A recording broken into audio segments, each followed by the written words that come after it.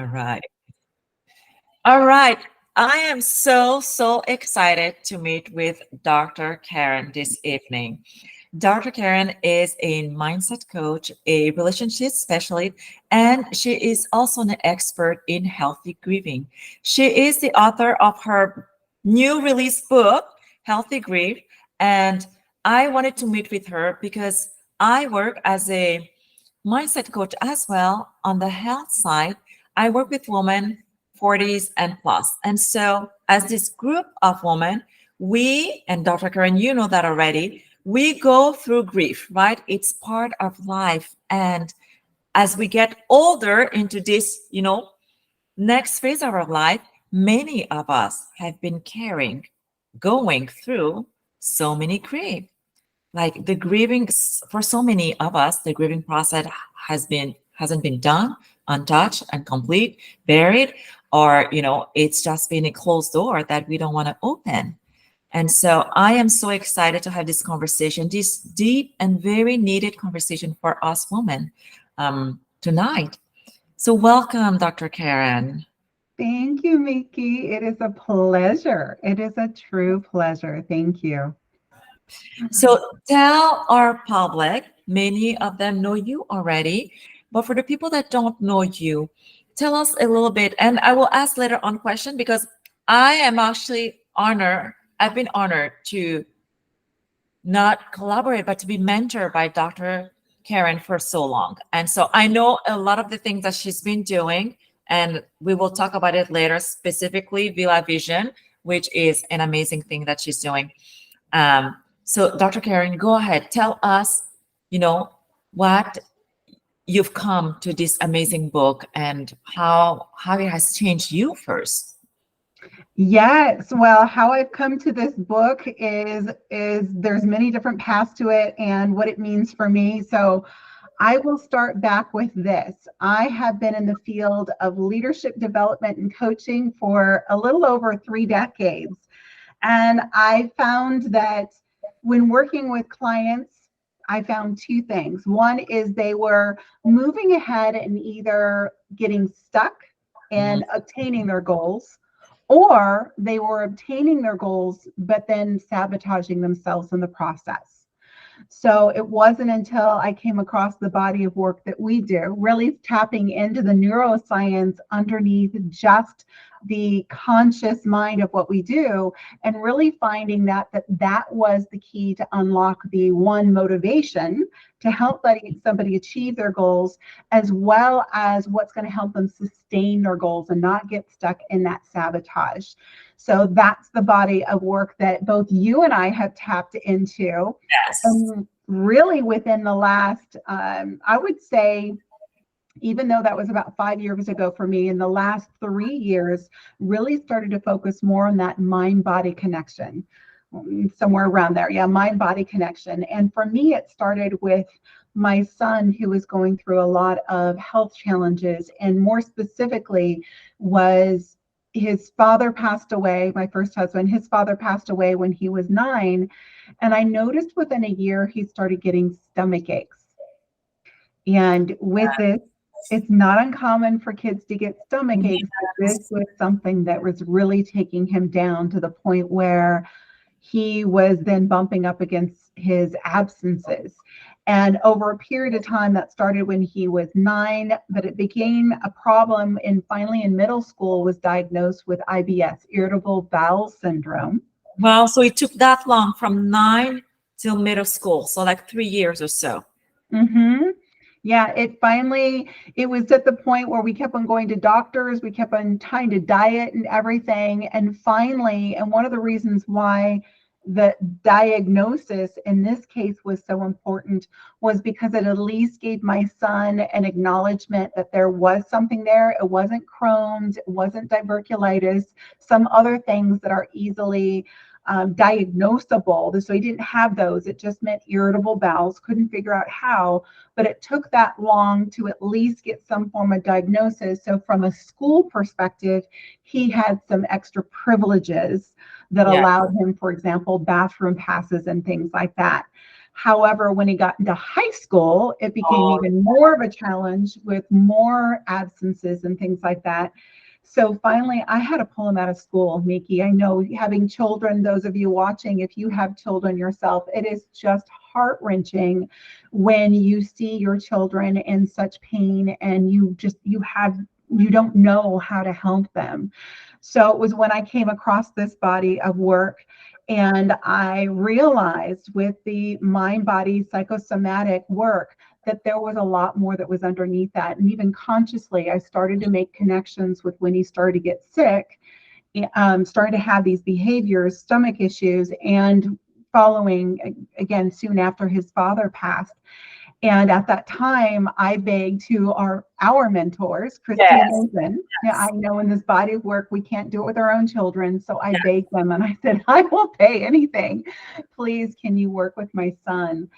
And they did. They did spent 2 days with them. And Miki, I still remember I was at that dining room table on that second day, and he was just halfway through the door. And he said, Mom, I'm ready to go back to traditional high school. And all those mom feelings started to come back. Like, well, wait a second. By this time, it was his junior year of high school. And as parents, yes, we know that's one of our most challenging times, right? Most yes. stressful. And I thought, what if you get sick again? Well, you're already a year and a half behind. Is this the best thing? And with 100% certainty, he looked me in the eyes and he said, Mom, I'm ready. Yes. So I quickly put him back in traditional high school. And Miki, I am so proud of him, as well as this body of work. In a year and a half, he made up 3 years worth of high school to Wow. graduate with his peers. This is this is incredible, right? Because we actually think that it's impossible, like not only on the physical side, but on the mind side of catching up, learning all those things.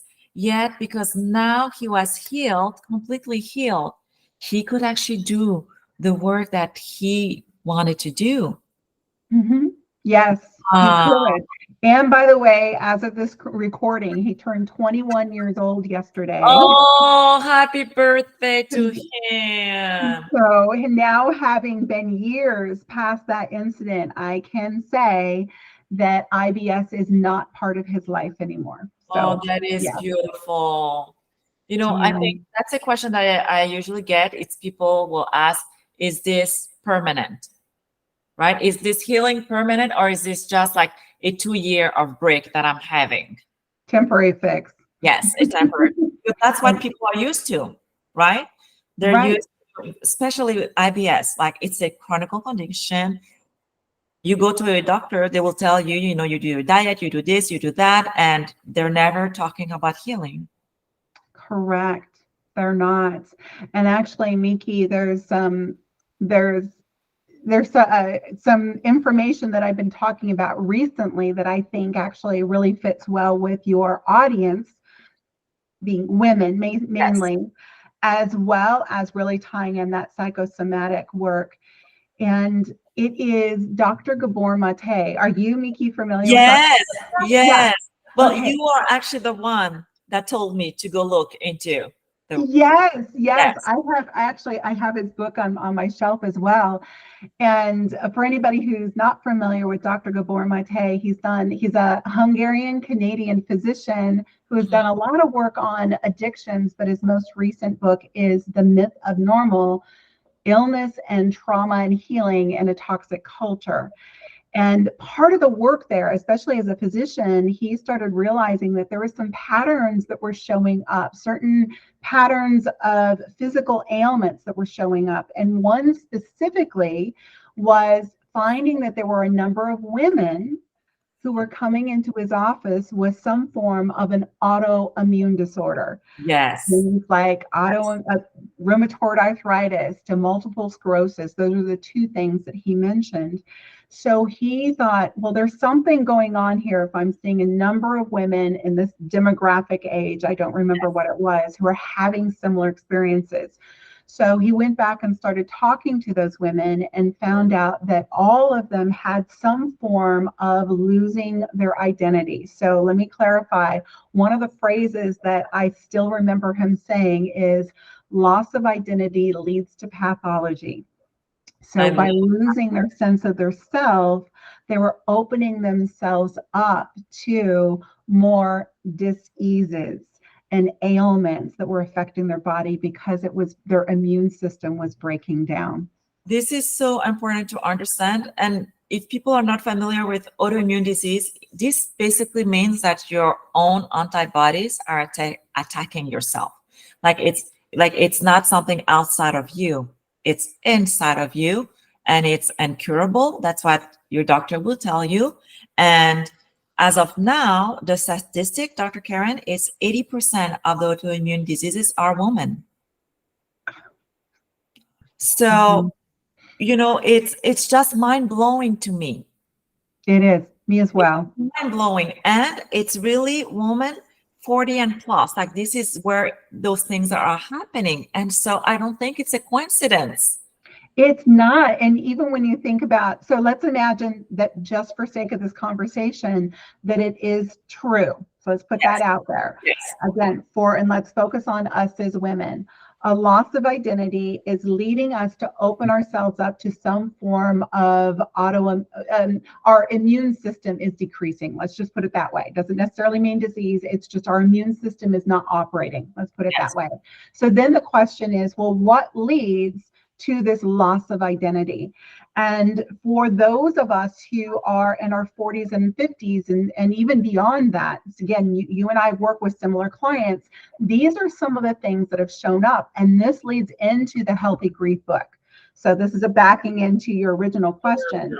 Things like maybe they put all of their energy and effort and who they are into raising their kids. Yes. And then maybe are becoming an empty nester. Yes. Or they've given all their effort and energy into being the best wife they can. And then maybe they're not anymore. Maybe they become a widow or divorced, or they put their effort and energy into their job, their career, and then they've retired. I had a client recently, she's also in my book. So once she retired, she was like, well, this was my identity. This was my structure. This was my travel. This was my social network. And I'm supposed to be happy about being retired. So becoming an empty nester, retiring, divorcing, even when it is an important person in their life passes away, whether it's a parent, whether it is a sibling, or who am I when that person is no longer there for me? So a lot of these events and things may then lead them to question, who am I? And what do I want in my life? And so that's what I want for your audience, those who are listening, to really understand. What does it mean to lose my identity? It's not like all of a sudden I've forgotten my name and where I live. No, this is the type of thing that we tend to be as women. We are givers. We tend to be as women givers, and we give so much to other people, and our identity is so tied into our various different roles, specifically as mother and wife, that when those change, it disrupts our sense about who we are, opening ourselves up to our autoimmune system weakening, Yes. therefore opening ourselves up to other diseases. So that's just making that connection there. And it's such an important connection because, people society has put it into a box saying it's midlife crisis, right? Like, we'll take that hat and go, oh, I'm in midlife crisis, but it's way more than that. It's mourning that identity that we've left behind, especially as you're talking about retiring. It's huge when you love your career, when this was, part of you, this was something that was you, and now you're supposed to be someone else, or like you don't know who that someone else is. It's really incredible. And to mix into all that, we will go through the hormonal shift, right? Yes. The transition between reproductive years and going postmenopausal. So Yes. it just creates this kind of like perfect condition for all the pieces to be together and to storm through it. instead of going through it in a more, peaceful way. So true. So true. Yes. And Miki, you also remind me of this just happened last night. So this is another uh, proud moment, and also a reminder of how powerful the work that we do, meaning looking truly at the neuroscience part of it, just beyond just the physical medical side of it. I had, as I was mentioning to you, Mickey, earlier, as I was doing a lot of outreach for the book. So I was texting some of the friends that I have and informing them about the Healthy Grief book. And one of my friends I ran across last night, she said, thank you. And oh, by the way, I'm so behind because for the last 10 days, I've been dealing with muscle spasms. So, of course, you and I, Yes. any form of physical ailment, I'm going to ask more questions. So I said, okay, can you tell me a little bit more about where? Well, she indicated it was on the right side for her, specifically face, ear, and neck, and muscle spasms. So I said, okay. So I asked her some basic questions. So for your audience who may not know this, more the right side tends to be more the masculine energy. So can anything to do with controlling forward movement or a male entity. The left side tends to be more female energy, receiving female entity. So all I did was I just put that information. Okay, right side, about forward movement, action, controlling, or male entity. Does this resonate with you? And she came back and she said, oh my God, yes. So before she responded on that, I said, okay, how long has this been going on? She said 10 days. So I stopped there and I said, okay, with that, what's resonating with you? Because I never, in this body of work, we never want to imply anything. We want Yes. to just raise them awareness and allow them to process. And what flowed after that is she said 10 days ago, I guess it was just over 10 days ago, she had this experience where she was going to see her father she had not talked to, had a falling out for 5 years. And as she started to pull up to his house, she just had what she considered a meltdown. And then a day after that, things started to show up. So I said, okay. But in the process of describing this, Mickey, she also went ahead, and I love the work in neuroscience. We're not only looking for physical ailments, but the way in which we speak. So Yes. neuro-linguistics programming. So this is all by text message. And I swear, I'm going to paraphrase here, but you're going to hear this. She's actually said, I couldn't face him. I didn't Wow. want to hear about this. I Hey. couldn't voice da da da da da. Yeah, you got it. All I did was I Wow. repeated back to her, and I'm getting chills now. I'm like, so let me clarify. You couldn't face him. You didn't want to There. hear da da da. You couldn't, yeah, you couldn't voice what was going on. And again, the right side, male side, and her face, her ear, and her neck was spasming. She's like, "Oh my God, you are right." So again, this body of work we don't like, and in that, Mickey, it is so instant. So that was all of maybe 60 seconds of a quick assessment here and there. And she had gone through an MRI. They couldn't find anything in an MRI. So then I led her through another exercise. It was close to going to sleep. So I said, and she was on pain meds. I'm like, go to sleep. If you wake up, and as we know in this body of work, the pain paradigm, I just text her that and said, hey, if you wake up, go through this process, let me know what comes up. So this morning I got a text message from her. She said, I woke up at 2:00 in the morning with the pain. I saw your text message. I walked through the process, was able to reduce the pain. She said, but the other thing that came up in that process is she said, I feel rejected. And I said, good. And then she said, when I woke up this morning, she said she didn't have any pain and she didn't have to take the pain meds. Now, you and I know once you've identified that, they're still releasing that sense of Yes. rejection from the body. But what happened is she didn't have any more of those spasms because her body was trying to tell her that this is what's going on. And once she paid attention to that and was able to identify that, then it allowed the symptoms to go away because the body was no longer screaming like a toddler, pay attention to me, pay attention to me. So that's just another example. And again, so quick, so easy for us, Miki, those of us who are in this body of work, to quickly identify something that won't show up on a traditional MRI and You goes much deeper than just the physical ailments. What a blessing she has to have you, really, because this could have gone for like months, right? Like we know that the route, like some people can go on onto this journey. They go through the MRI, like they take those pain meds, it's not working, it's actually getting worse. Now they're having side effects from the pain meds, and then we go on to, doing other kind of scanners, doing this, consulting left and right, and not having an answer, while all this time the answer has always been within. Yes. this Yeah. whole this whole time. Talk Hmm. to us a little bit about the grief process. What brought you to the book, into writing everything that you know, and how important it is for us to actually go through it in a healthy way. Yes. Well, Miki, I will say I backed into it. I was called to write a book. I knew really February at the time of this, so about 11 months ago, let's just say that at the time of this recording, that I was called to write a book. And I was not quite sure exactly what I wanted to write about. I just felt called. So I led down that route. I ended up getting a book writing coach, and we threw a couple things against the wall. And the very first thing I did, because she challenged me and said, okay, just write, just get down and write. I think in the first 2 months, I was like, I don't know, get out of your head, just start writing.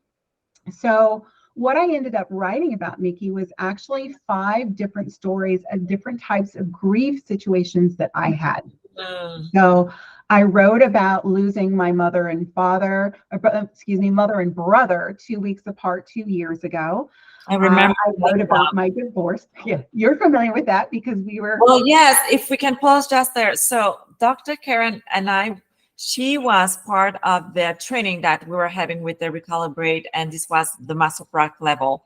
And I knew that Dr. Karen was, her mother was at the last days. And so Mhm. I actually didn't expect you to come, right? Like you had very good reason not to show up. And then you came.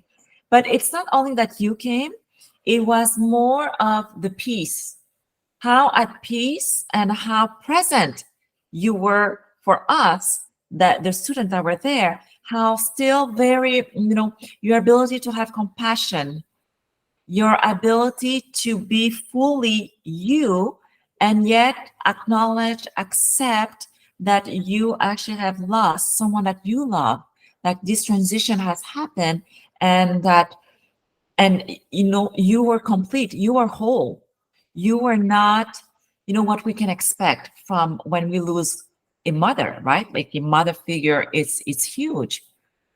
Yes. Yeah. Thank you, Miki. You wrote about that. I wrote about that, and thank you. So there were a number of them that I wrote about, but since you brought that up and you were part of that transition and actually got Yeah. to experience it, let me start there. Is when so for those who don't know, it was my 97.5 year young mother who was ready to pass, and she informed me the day after my brother, who at 74 unfortunately had prostate cancer. So he went quickly, within 3 weeks went downhill, and I say that just because you never want a loved one to suffer. And so we knew it was his time and were there for him in his passing. But what happened the day after he passed, my, again, 97.5 year mom looked me straight in the eye, and with an all matter of fact, she said, I hadn't planned on living this long. In fact, I'm kind of curious what it's like to pass over. And I had to sit there. I knew it was coming, Miki. I knew it was coming. I had to sit there and do the same thing that I did with my niece, my 36-year-old niece, about 12 years prior to that, who, while sitting on her hospital bed, she looked at me and she said, I just placed myself on hospice. And I realized, and she had a lung disease. So I realized I saw that same type of look in my mom's eye. And what they wanted is they wanted to, both my niece and my mom, to be accepted, to be seen and be heard for where they were in their life at that point in time. And this is not about me being selfish about like, hey, if I wanted my mom here, of course we want, right? We want our loved ones here so we can hold on to them. And there's also going to be a period of time where they just need to pass on. And I'm so thankful that I had my mom in my life until 97 and my dad as well until 90. So to get to the point where you were talking about, I actually, because part of the work I'm doing, really, when we think about it, is helping people through various different stages and different types of grief to release that. Even if it's identity that we just talked about, that is a type of grief when I don't know who I am after a divorce or retirement or my child goes away. So dealing with that, I actually took advantage of that period of time to actually do more Facebook Lives, to actually Yes. share with people the process I was going through. And this wasn't about like, blah, this is all I'm going through, although I did do some tearful moments. I was looking at, okay, if I was my client, what kind of learning do I want my client to have? What am I learning in this process? Those who are watching me, what do I want you to gain from part of this process as you are working, seeing me go through this process? So, Miki, yes, I was there in the middle. I jumped back in the middle of a 16-day master practitioner training. And before I did, I really took the time to be able to honor me and my process. Because before I stepped back into that role, which that role was truly holding space, energetic space for other people, other people's emotions, heightened and depressive emotions as they're going through it. If I was not in a healed space to be able to do it, I was just going to be re-triggered. And so Yes. stepping back Absolutely. in, Yes. I needed to make sure I was good. So going through all those different techniques to be able to release it, which is the beauty of the body of the work that we Yes. can have, where we can quickly release that. So we're not in a triggered space, and truly go back into that program and be then, as you put it, thank you, whole and peaceful and calm and present for Yes. others. Yeah. So Thank you. what were the other stories? So you said it was your mom, your brother? Well, there were 5 different stories that I started with. And then without getting through all of them, one of Yes. actually was regards to my son, which I just shared that with Yes. you, a divorce, different kinds of deaths, including my nieces. So I just mentioned that briefly. Her story is in there. And after I wrote the first 5, I sat back and I said, I don't want to write a book about me. Like, Miki, I'm like, it's not like, oh, look at Dr. Karen. No, I was like, oh, not me. But I said, what is the message in this? What are the themes and what is the message that I really want the readers to take away from this? So what I realized, Miki, is that I created a 5-stage healthy grief framework. And it is really based a lot upon my leadership background as well as the NLP, without all the neuro-linguistics programming jargon in there. No neuroscience stuff, no linguistics, not all those, psychosomatic, all of that. I really left that aside because I wanted the reader, no matter where they were, to truly understand this body of work and to be able to quickly remember it without having to pull out the book and to be able to use it. So let me start back. Well, I created a framework and then I put it aside and I said, okay, the real test is to see how this framework plays out. Like I can logistically think about how I use it intuitively with my own clients. But Yes. what about other different types of grief? So I actually reached out to some of my clients, and actually one of the clients I had right when I said, okay, this is when I need to write the book. There were 2 of them. One was somebody who, after doing the breakthrough work, emotional releasing, she was actually going in to get surgery for an ovarian cyst, that it was so inflamed, that she was uncomfortable, very painful. And both she and the doctor were so surprised because the cyst was no longer there. Wow. Then I went back and I said, well, of course, because we just released all the sadness Yeah. associated with your divorce. Cysts tend to be associated with pockets of sadness. So that was the first one. The second one was actually a client who came because she had just been diagnosed with stage 2 colon cancer.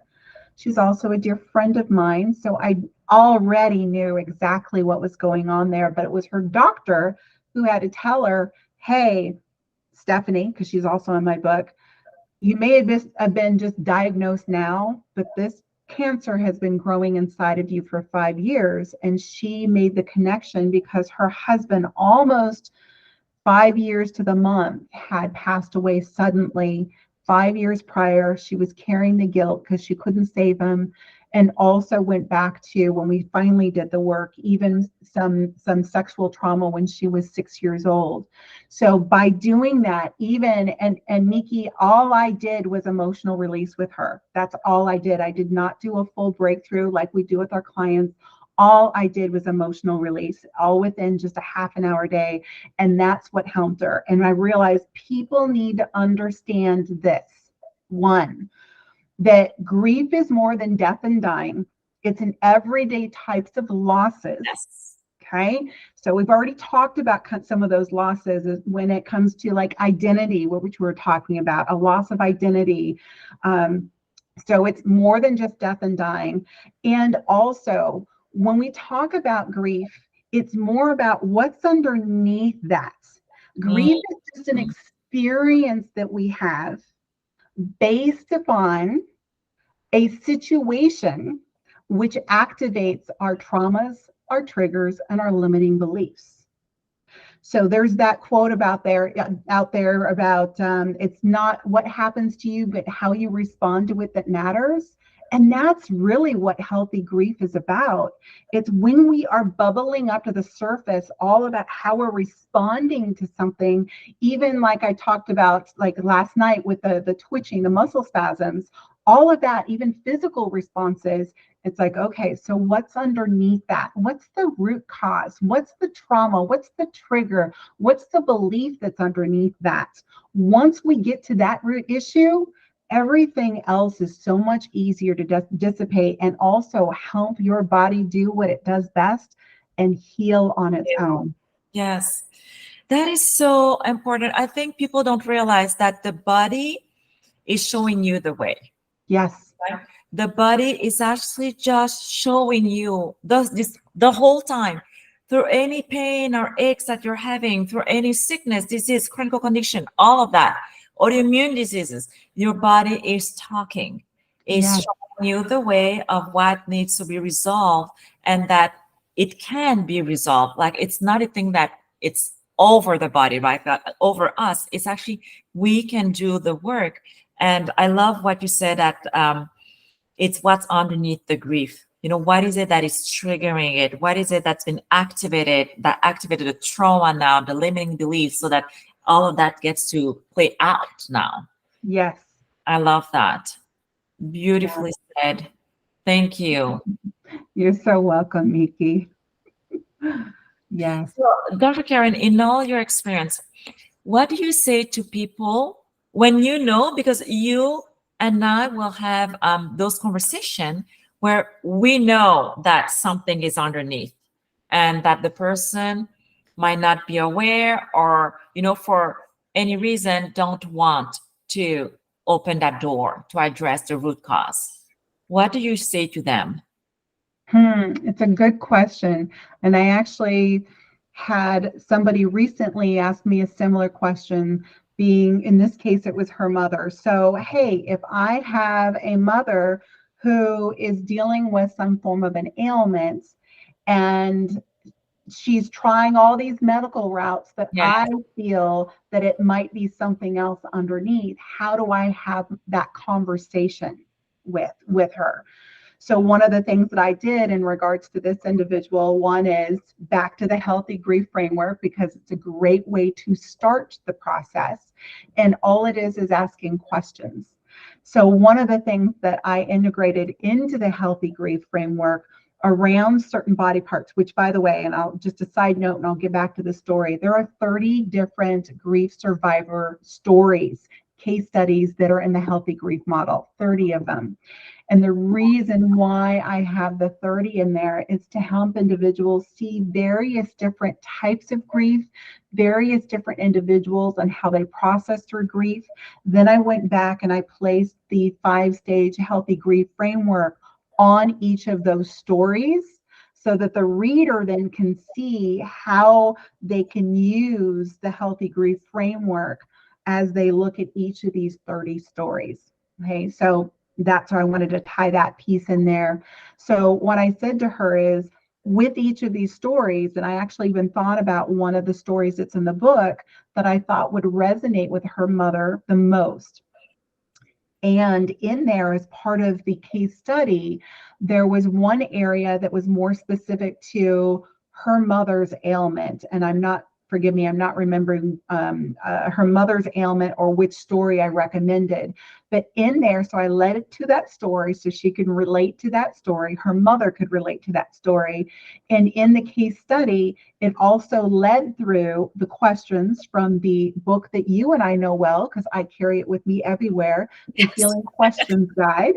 So I have pulled from that book, and I have then, for case studies, I then say, if you are reading this case study and you also find that you have an experience in this part of your body, these are the types of questions I might ask. So that was one way that she then took that story. She then took those questions back to her mom, and she was able to drop them in casual conversations. Not like, I'm going to sit you down, Yes. mom, and we're going to have a conversation about this, but in casual conversations, which allowed her mom to explore various different aspects of her life in a way that she didn't even realizing that her daughter was doing that, and come to some realizations on her own. Kind of similar to what I was doing with my friend by text message that I just shared about this is all I was doing was asking some questions to tease out what might be there. We never want to imply that it is there, but it allows, by asking questions, it allows that person to go internally to process through what could that mean for me. And that's much different than feeling like you're telling me that this is a Yes. situation. No, I'm Yes. asking questions to get you to sense and process through what that might mean for you, whoever that you is. I love what you're saying. It reminds you how powerful questioning is, Yes. how powerful that is, and how well said it is about the person and not about, you know, us implying that something is happening, but it's for them to actually go and just, being curious a little bit and to see what is happening. And I love telling them also that it's not, you know, I think sometimes people will think that they will feel pain, that it's going to be painful. Like they see themselves like digging deeply, that this is going to be like, atrocious work. And like, we're going to, it's going to be reliving the traumatic experience or things like that. And so I usually have to tell people that that's not the process. Like we are not going into like reopening wounds and like, digging into the flesh. That's not what we do. Correct. It's not here to re-traumatize the person. No, it's And not. if we do, it's just creating more pain, which is not what we're trying to do at It's all, not what we're doing at all. Yes. So I am really, really glad that you finally wrote the book, that it came Yes, to you and that you said yes. yes. There, And, yes. So and this is, I will say, because people have said, this is not your traditional spiritual light book. It is pretty much 3 books in one. Right here is a 2-pound book, and it is a great resource book. And again, with these stories that are in here, Miki, as well as whoever is watching this as well, know that this is intended to be hopeful and inspirational for anybody, as well as for grievers and supporters. Because even now, I have individuals who are supporting people who are yes, grieving. This is for you as well. This is just a series of stories to inspire, as well as back to the 5-stage healthy grief model. It's a series of questions a series of questions to get either you as a survivor to help support the griever, or the griever a series of questions to help process through what do I'm thinking, feeling, what actions can I take, what support do I need, and what does the future look like? Even if right now I just need to think about what the future looks like by the end of the day or end of the week. All you need to do is keep that incrementally moving forward. And that really is the basic model right there. I love that. I think so many times we think that it's going to be this huge leap, right? And that we Mhm. forget that real change and healing will happen little by little. And that's why it's permanent, Mhm. because it's we have changed, and we have changed so much at a certain level energetically, like all of that has been cleared out. That's why it's so beautiful and so, so powerful. Dr. Karen, tell us about Villa Vision. This again, I have been one of the few privileged to have heard her share the Villa Vision as it was on its way to being born into its physical structure and all. Tell us more about Villa Vision and how, you know, what it is right now and your intention for it. I love it because some of the intentions are shifting. Yes, yes. So I will say this. How did the Villa Vision come to be? I will start there. Is I was involved in a visioning exercise after I went through my breakthrough. So to clarify, those of us who are not in the world of neurolinguistics programming or breakthrough, that was my period where I got to go through the full time of technique to be able to release my limiting beliefs, release a lot of those emotions, which by the way was 3 weeks going just before going into divorce mediation. So just to give you that time, that frame, that time of my year, of my life. And I went through this extensive visualization. And when I came out of it, I was so inspired. Two things. I was able to release my obligation. And I say that obligation, there was a lot of those of us who are in the body of this work moving away energy that I had about some of the work I was doing that just was no longer in alignment with me. I loved it. It just wasn't in alignment with me.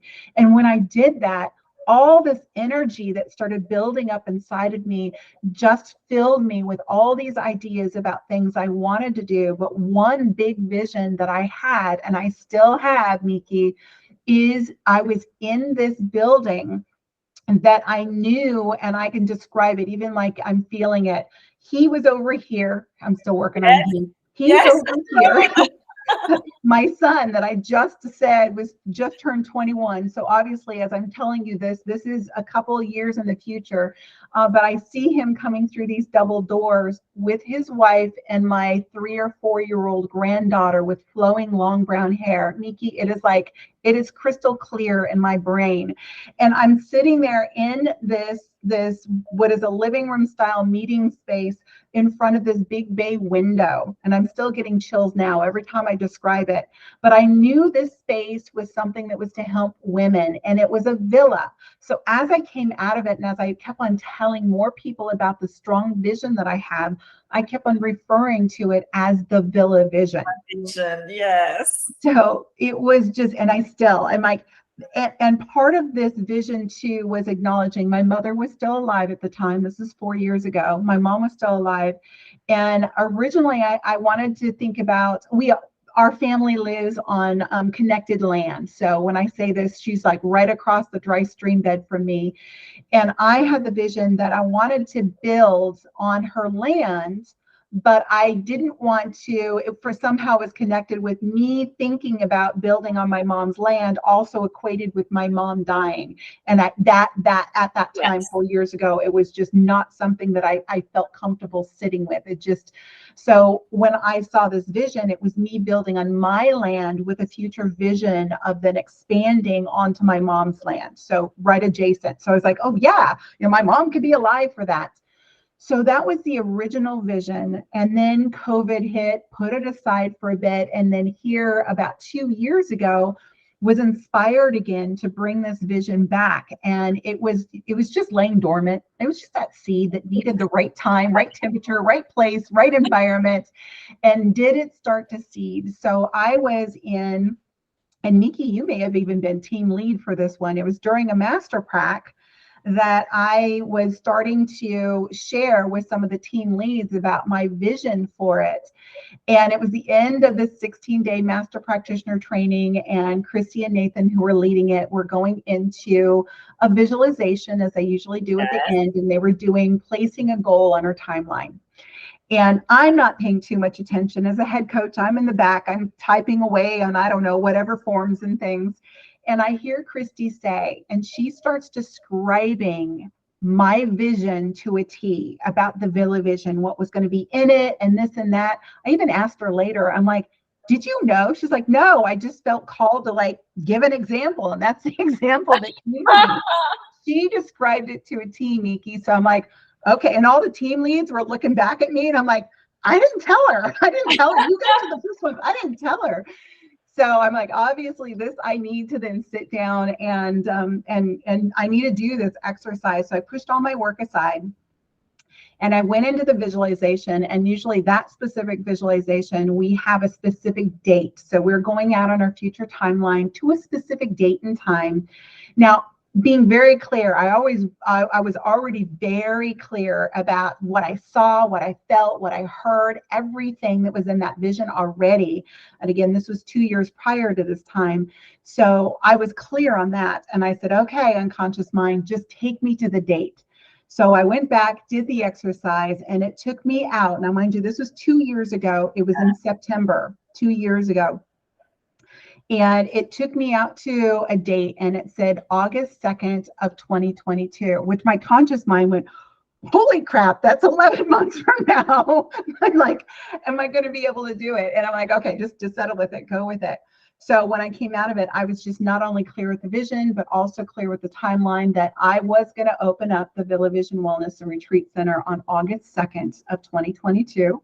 I did, and I actually opened it up through my home, which I realized even at the time, I've been taking clients in here at this time, it's been 14 years already. So it made sense to open it up here. I then expanded it. So the beginning of this year, we did the first start of the women's retreats, and change in 2 weeks, Miki. It's one thing when you have a vision and get people the resources together, turn around the family home within 2 weeks. So I had retreat housing for the women who came to the retreat. And so it just expanded. Even now, at the time of this recording, I have two, since I'm an empty nester as of a year ago. I ended up turning the 2 rooms that I have for my kids, one into a spa room. And I had a vision that it was going to be a spa room. And so I went on Amazon and bought a massage table. I don't do massages. But what I was envisioning was what I have now, because I have an esthetician who's been working out of that room, taking her clients out of that room for the last 3 months since she downsized from her day spa. So I actually do have the spa room going. And the next room is a guest room. So clients who do come and work with me, I do breakthrough immersions. So I do it over a 3-day period of time. And they usually come and stay at Airbnbs. Now they can come and stay with me. Yes. So I have that. And also with the facial, I have a mobile massage therapist. So what I do when I do my breakthrough sessions is I give them an option as to whether they want a facial or a massage afterwards, as a way to help move the energy out of the body. So we have those available, and they use the spa room. And 3 months ago, when the woman who's doing the esthetician here, when she downsized from her day spa, I also bought her infrared sauna. So we have the infrared sauna here. I love that. So it is expanding, Nikki, in so many different ways that I could not have even imagined that are here. So we're actually in renovation right now, as I'm in the process of actually officially buying out the rest of the land that's adjacent to me and turning around the family home. So now that then gives me just under 3 acres of open land in which I am in the process of then visioning what it will be. But for those watching here, think of it this way. When you go into a traditional day spa and you say, hey, do you want a facial, massage, a pedicure? Imagine a facility where you had various different types of holistic practitioners of various different things. I am excellent at what I do. And Miki, even you also add a different aspect into this body of work. So Yes. imagine if we had all various different types of holistic practitioners in their various different fields of work. And you had somebody who came to the Villa Vision who might traditionally go to a life coach, like, hey, I'm an empty nester and I'm not quite sure what I want to do. Or may traditionally go to a therapist, hey, I just had a mother passed away and I'm dealing with grief. Or might go to a medical professional, hey, I'm dealing with these muscle spasms and I'm not quite sure what they are. And they go to this concierge who does a brief intake with them and can provide them 2 to 3 different options of the various different holistic practitioners that are there. That is the vision for the Villa Vision at its full finest, built out. And that's what I'm looking to build within the next 2 to 3 years. I love that. And for our listeners, really, this is an incredible story. And Dr. Karen is at this point in her life because she has done the work. That's Yes. mainly that. As I'm thinking of, the healthy grief, she is the result of the healthy grief. She is the result of letting go of grief and letting go of all of her limiting beliefs that's been affecting her all those many years. And because of how aligned she is, those things are just unfolding in such a beautiful synchronicity in her life and attracting all those women that are coming to be healed into the Villa Vision Wellness Center. And at the same time, for me, it's just such a beautiful testimony of this is how health is. This is for me the definition of health, that it starts with us inside of us. We have all the resources that we need already, that we can actually do so many things. And as facilitator, Dr. Karen and I, this is what we're passionate about. We are passionate about bringing you into healthier grounds and just being there to watch you do your work and to facilitate the work as you're going through it. Yes, yes. And I'm going to emphasize something you mentioned, Miki, that we all have the ability to heal. It is all within us. And I think that's important too, is to know that we don't need to seek an external pill or a surgery or some of these other things that are out there that are well-meaning and well-intended. By the way, I talk about that in the book as well. Well-meaning and well-intended. We just live in an environment of instant gratification and quick fixes. And so we lean upon these traditional professionals to, one, think they know best, which again, they have some, and this is, by the way, for your listeners and everybody, I have to say, I very much love therapists and medical professionals. So Yes, all I'm we saying do. Yes, we do. yeah, Yes. this is not about putting them down. It's about all of us being stuck in a system that is asking us to find quick fixes for our hurts, our emotional hurts and our physical hurts. Unfortunately, these quick fixes that many of us are seeking are also things that may be actually deteriorating our bodies or leading to other forms of addictions and are not allowing our body to truly heal. So that's where I'm coming from. And that's a big message that I have in Healthy Grief, that we have options and also creating more agency for us to take back some control into what we want with our own body. Thank you. So, Dr. Karen, where can people find you? I am going to put the link below. This is going to be published on my YouTube channel, and then I will put it on Facebook as well. But where do you want people to reach out to you? Good. Well, I will say go ahead and just go with the link that's around here right now. I am available on drkarenkramer.com. That is one of my main websites. I have a couple that are out there, but that's the main one. And on there, you will also find the ability to purchase Healthy Grief. Such a beautiful resource. Thank you so much for taking this time with me. And you are a light to this world. And I really appreciate you. Thank you so much. Thank you so much, Miki, and all the best to you as well as those watching. All of this is about living a happy and healthful life. Yes.